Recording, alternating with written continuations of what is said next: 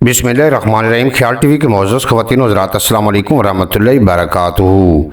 मैं हूं आपका दोस्त मोहम्मद अली खिज़र। आज की इस वीडियो में हम बात करेंगे बालों को लंबा करने के लिए लौंग का पानी कैसे इस्तेमाल किया जाए। लौंग में पाई जाने वाली सोजश से लड़ने की खसीयत सर की जल्द को खुश्की और बालों को गिरने से रोकती है, जबकि ये सर में होने वाली खारिश से भी बचाती है।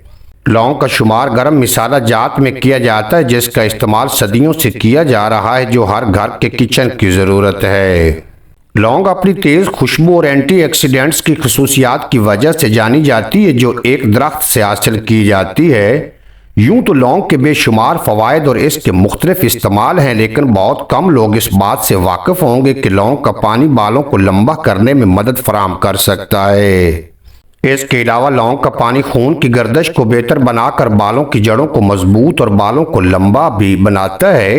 लौंग के पानी को तैयार करने के लिए सबसे पहले 2 कप पानी में 2 खाने के चम्मच लौंगे लेकर 5 मिनट के लिए पानी को पकाएं और फिर इस पानी को पूरी रात ऐसे ही रखा रहने दें और सुबह पानी को छान कर लौंगों को फेंक दें।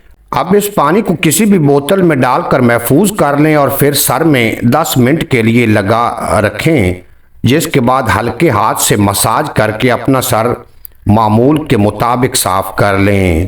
तो इंशाअल्लाह ताला आपके बाल घने और लंबे हो जाएंगे।